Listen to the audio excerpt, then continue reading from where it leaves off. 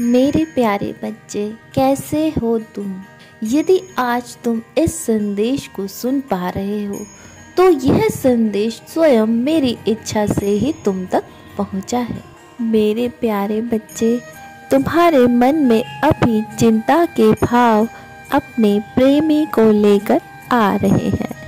तुम एक ऐसे व्यक्ति हो जो अपने जीवन में सदैव संतुलन बनाए रखते हो। तुमने हर रिश्ते को बहुत ही प्यार दिया है, सम्मान दिया है और तुम सभी रिश्ते ईमानदारी और सच्चाई से निभाते हो। और मेरे बच्चे, मैं जानता हूँ तुम बदले में भी सिर्फ और सिर्फ यही प्यार दुलार पूरी ईमानदारी के साथ चाहते हो, किंतु हर बार तुम्हारी यह अपेक्षा बेकार हो जाती है और यह बात तुम्हें बहुत ही दुख दे रही है। मेरे प्यारे बच्चे, आज मैं तुम्हें बताऊंगा कि तुम्हारे प्रेमी के मन का सारा हाल। मैं तुम्हारे स्वभाव को भली भांति जानता हूँ मेरे बच्चे। तुम बहुत ही शुद्ध आत्मा हो। तुम ना तो झूठे हो और ना ही झूठे लोगों को पसंद करते हो। तुम्हारी यही सोच है कि तुम्हारी ही तरह सामने वाला भी अपने रिश्ते के प्रति सच्चा और ईमानदार हो। लेकिन मेरे बच्चे, तुम्हारे रिश्ते में अभी कुछ भी ऐसा नहीं होता है। तुम्हारे साथी का व्यवहार दिन से बदला बदला सा है। वह तुमसे छोटी छोटी बातों पर झगड़ा करने को तत्पर रहता है और तुमसे बहुत सी बातें छुपाता भी है। मेरे बच्चे, वह तुमसे अब बहुत झूठ बोलने लगा है। तुम्हारी बातों का भी सही सही जवाब नहीं देता है और बहुत ही सफाई से झूठ बोलकर बातों को छुपा लेता है। तुमने कई बार उसके झूठ को पकड़ा भी है। मेरे प्रिय बच्चे, तुम्हारा प्रेम बिल्कुल सच्चा और पवित्र है। तुमने अपने साथी को हमेशा सर्वोपरि माना है, किंतु वह तुम्हारे लिए ऐसा भाव नहीं रखता है। वह तुम्हारा साथ देने में आनाकानी दिखाता है और मेरे बच्चे, वह अपने परिवार और मित्रों के प्रति अधिक निष्ठावान बनने का बहाना बनाकर तुम्हें जो समय देना चाहिए वह दूसरों के साथ व्यतीत करता है।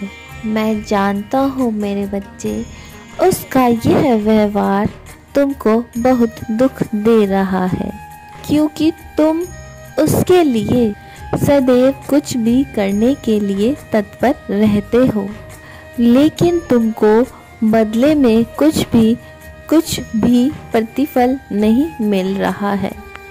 वह तुम्हें अनदेखा करने लगा है। तुम्हारे साथ वह पूरे मन से बात नहीं करता है।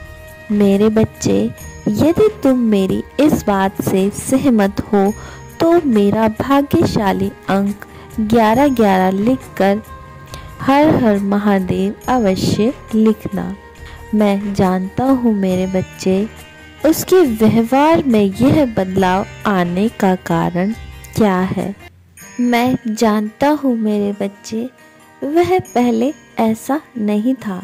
पहले तुम्हें अपना पूरा समय देता था, तुम्हारी सारी बातों को सुनता भी था और मानता भी था। तुम्हारी हर खुशी की परवाह भी करता था और तुम्हारे हर दुख सुख में साथ देता था। किंतु अब उसके व्यवहार में तुम्हारे प्रति बहुत बदलाव आ गया है। उसके इस बदले व्यवहार से तुम बहुत परेशान हो मेरे बच्चे। तुम समझ नहीं पा रहे हो कि वह ऐसा व्यवहार तुम्हारे साथ क्यों कर रहा है। तुम निराश होकर यही सोचते हो कि क्या मैंने गलत इंसान के साथ अपना समय और प्यार व्यर्थ में नष्ट कर दिया है। तुम यह भी सोचते हो कि वह इस प्यार के लायक भी है या नहीं। तुमको उसके इस व्यवहार पर बहुत गुस्सा भी आता है और तुम भी उसके जैसा व्यवहार उसके साथ करने का मन बना लेते हो कि अगर उसको मेरी परवाह नहीं है तो मैं ही क्यों परेशान रहूं। मेरे बच्चे, ऐसा ही बहुत कुछ तुम इस समय सोच रहे हो। तुम जानना चाहते हो कि आखिर वह इतना कैसे बदल गया है। उसने कई बार तुम्हारा दिल भी दुखाया है, जबकि तुमने उसे सदैव ही प्यार किया है। मेरे बच्चे, मेरे प्रिय, तुम्हारे साथी के व्यवहार में बदलाव का कारण तुम दोनों के बीच बहुत गलतफहमियां हो गई है। मेरे बच्चे, वह तुम्हारे मुंहफट वाले रवैये से अत्यंत नाराज है, इसलिए उसने तुमसे दूरी बना ली है और बात करना छोड़ दिया है। किंतु अब उसे अपनी किए हुई पर पछतावा हो रहा है। उसको अपनी गलती का एहसास है। उसको भी तुम्हारी बहुत अहमियत महसूस हुई है। तुमसे दूर जाने के बाद उसे यह एहसास हो रहा है कि तुम्हारे जैसा उसको कोई सच्चा प्रेम नहीं दे सकता।